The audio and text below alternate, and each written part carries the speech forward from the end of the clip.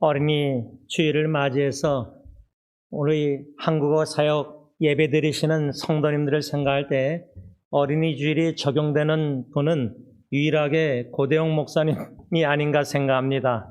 제일 젊으신 우리 고 목사님의 아들 상민이가 어린이, 우리 교회 유일한 어린이인데 아마 제가 이영승 권사님도 생각해 볼 때에 우리 이창열 집사님이 아드님이 여기 앉아서 같이 예배를 드리시는데 권사님도 이창열 집사님이 임신했을 때, 태어났을 때, 어렸을 때를 한번 생각해 보시면 어떨까 생각합니다.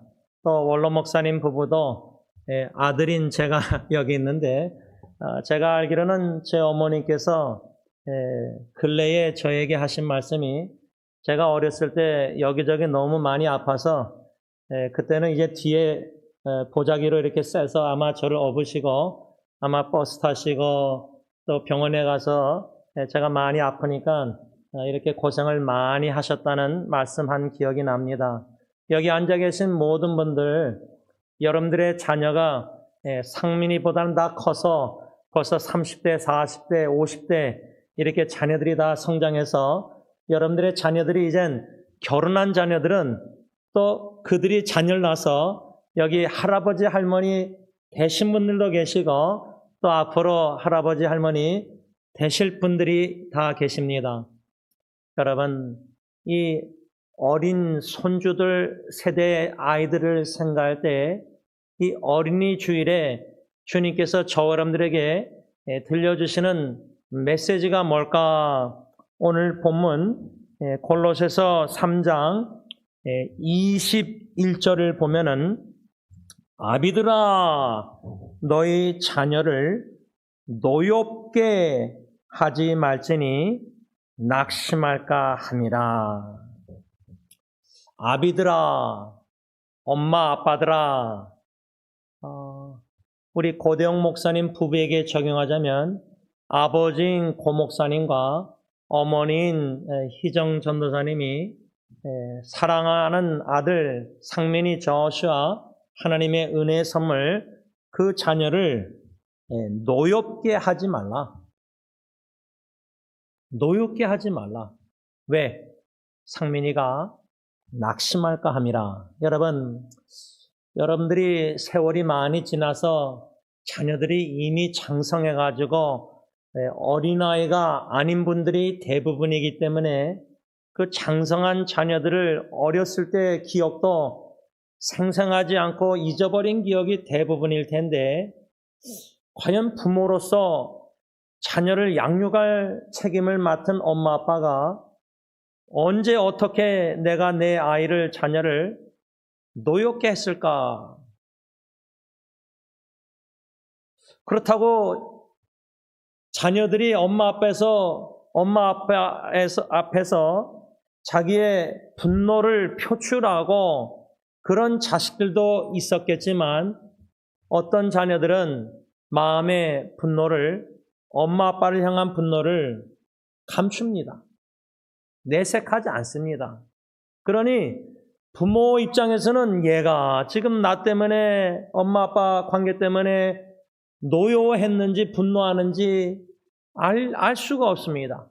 그런데 적어도 우리가 추측할 수 있는 것은 엄마 아빠로서 자녀를 양육할 때 하나님의 말씀 따라 순종하지 않고 불순종하는 엄마 아빠는 충분히 자녀를 낙심케 할 수 있고 우리가 엄마 아빠로서 자녀가 낙심했었을 때, 낙심할 때를 얼굴 표정을 봐서라도 그 행동을 봐서라도 우리가 추측할 수 있습니다.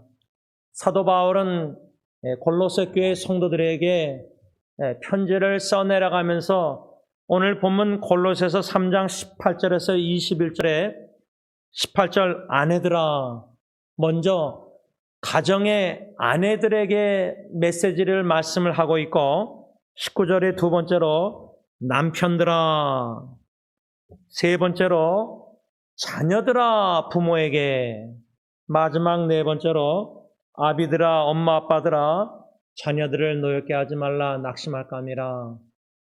저는 오늘 이 네 가지 말씀 중에 첫 번째인 18절 말씀, 아내들아 남편에게 복종하라. 왜? 이는 주 안에서 마땅하니라. 현대의 성경으로 읽습니다. 아내들은 남편에게 복종하십시오. 이것은 주님을 믿는 사람으로서 마땅히 해야 할 일입니다.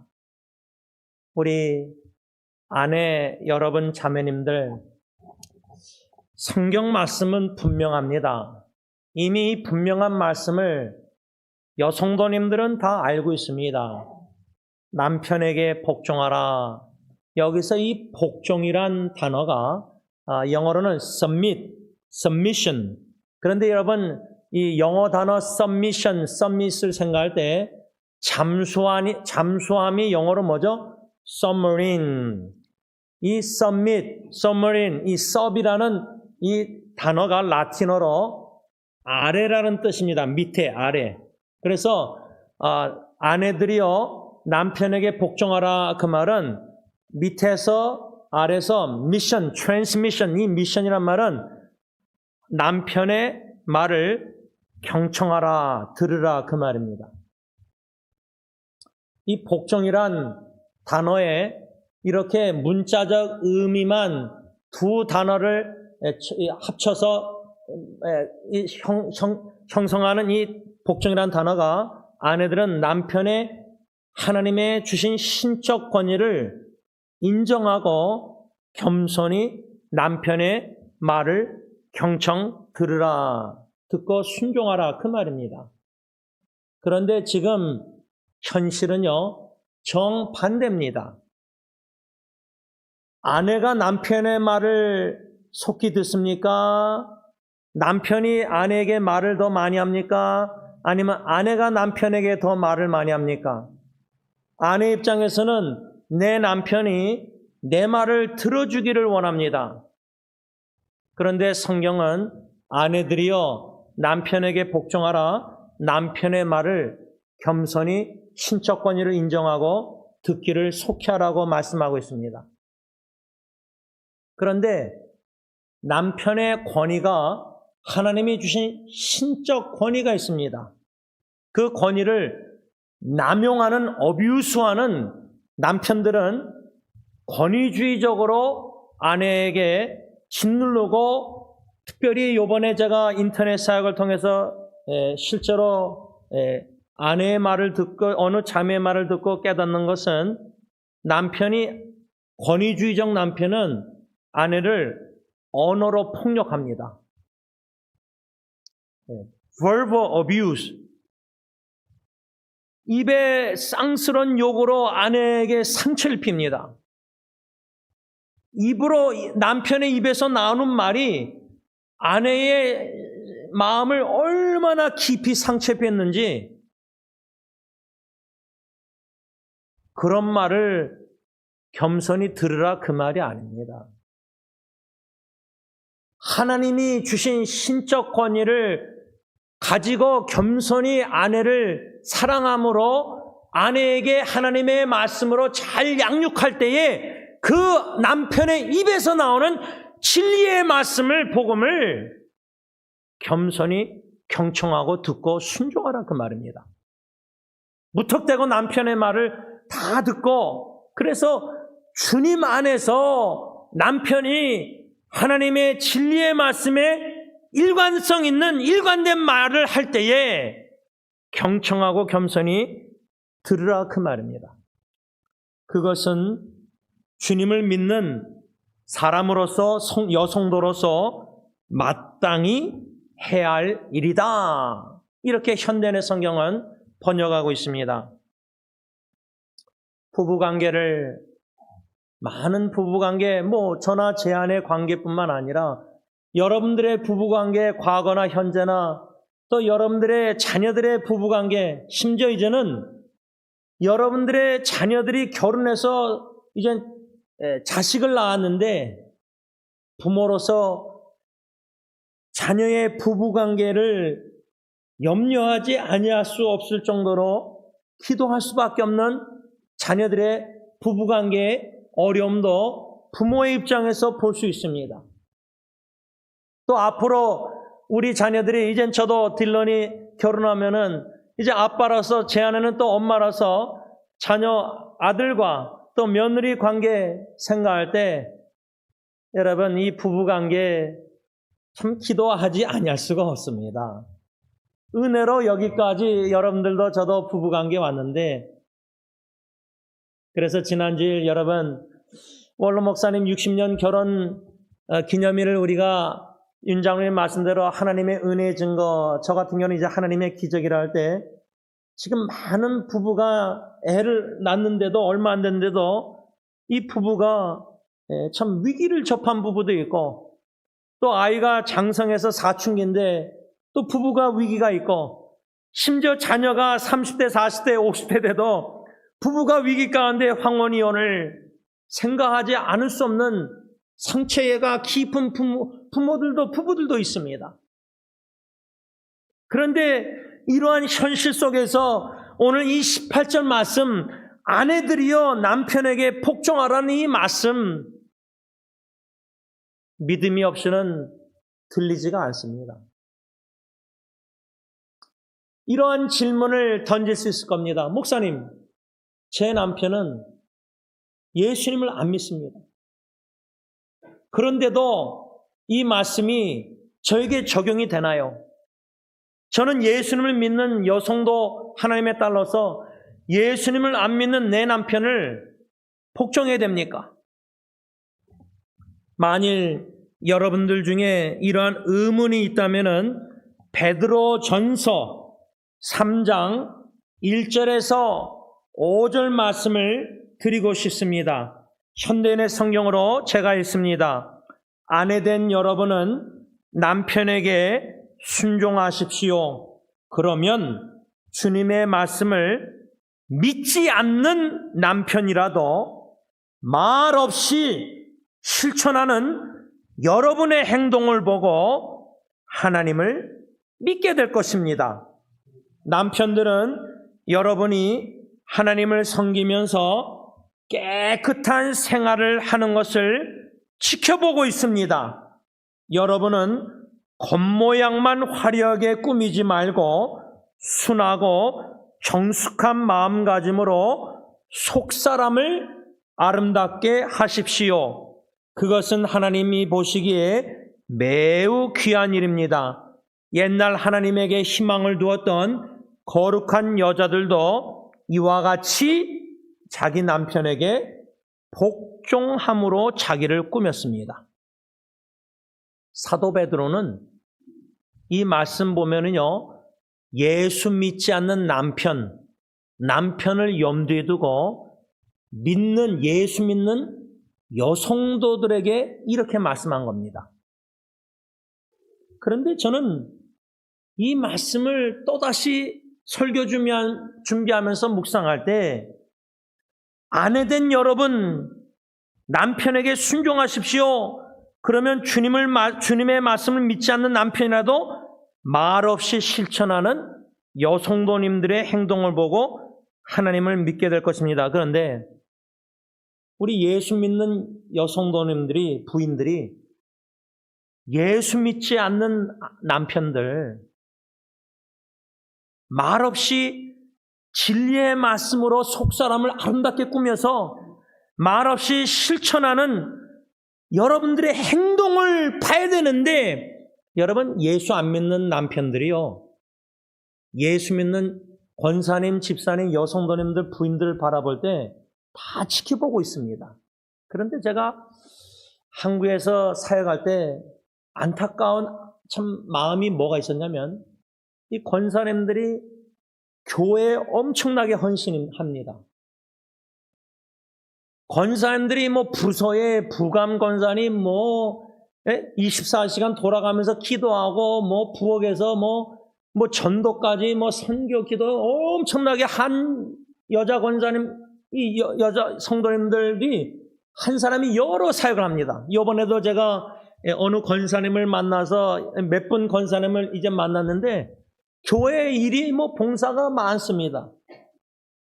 그런데 제가 한국에서 보고 느끼고 안타까움이 뭐냐면 교회 그렇게 헌신적인데 또 교회 밖에서도 열심히 전도하는데 믿지 않는 남편 또 자녀들 가정 안에서는 예수님을 믿는 성도답게 남편에게 충실하지 않고 있다는 겁니다. 여러분, 교회에서 아무리 부엌에서 많은 반찬과 음식 봉사해서 수많은 1,000명 넘는 성도들을 봉사한다 할지라도 남편에게 음식, 식사, 밥 한 끼도 반찬도 차려주지 못하는 권사님이라면 저는 이게 잘못됐다고 생각합니다. 교회 봉사를 내려놓고서라도 믿지 않는 남편, 자녀들 가정에서 밥 한 끼 식사 대접하면서 섬기는 말없이 실천하는 가정에서 그것을 못하면서 교회에서 그리도 헌신하는 것을 교회에서는 목회자부터 해서 장로님들부터 해서 칭찬하고 인정하고 저는 그게 다 잘못됐다고 생각합니다. 가정에서 남편에게도 밥 한 끼도 대접 못하는 식사를 준비 못하는 부인이 어떻게 교회 수천 명을 섬깁니까?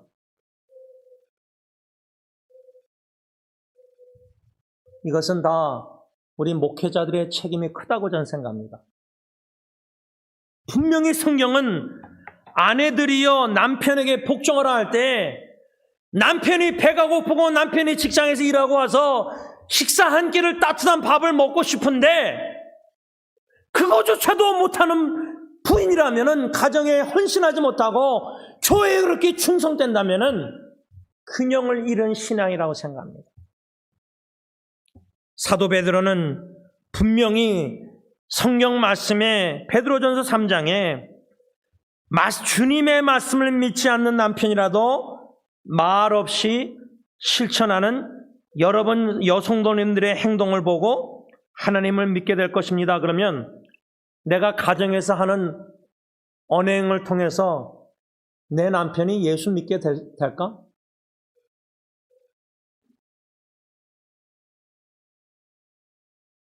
과연 나의 가정에서의 예수 믿는 그리스도인의 삶이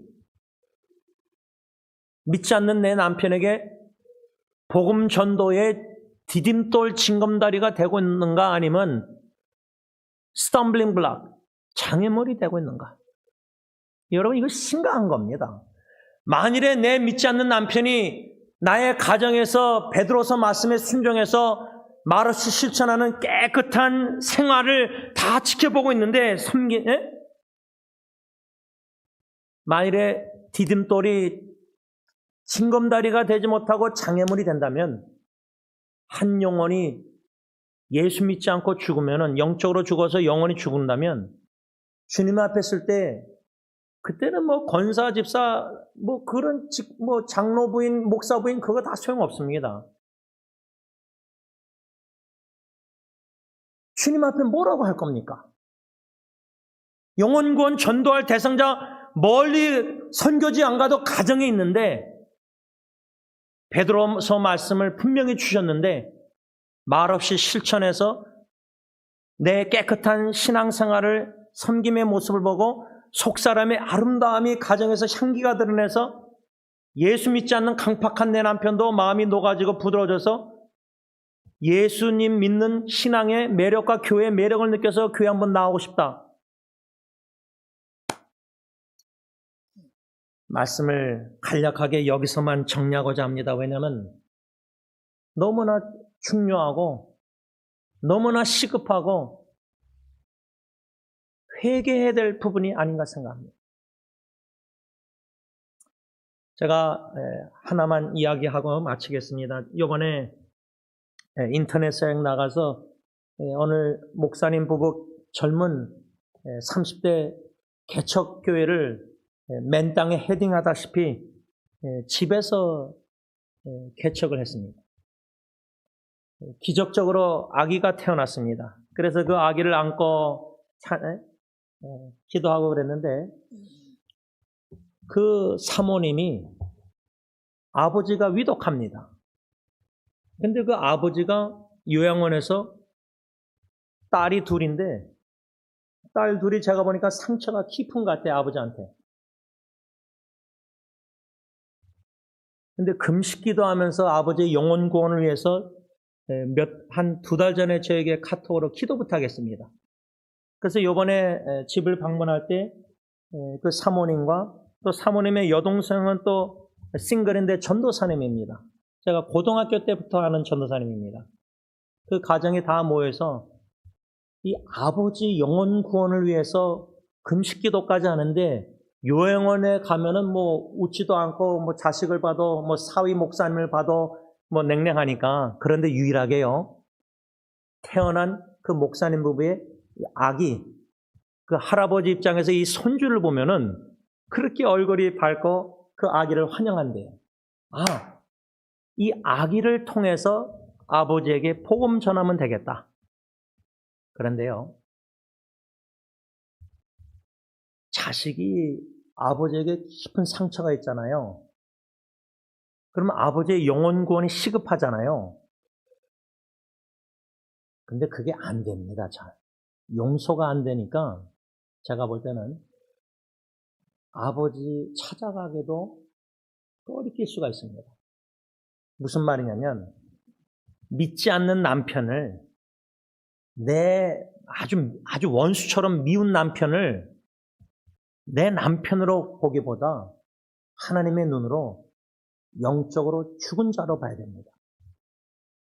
거듭날 필요가 있는 영적으로 죽었고 영원히 멸망당하는 죽어가는 이 영혼을 전도 대상자를 내 남편으로 보기보다 전도 대상자로 봐야 된다고 저는 생각합니다. 하나님의 마음과 눈으로 바라봐야 된다고 생각합니다.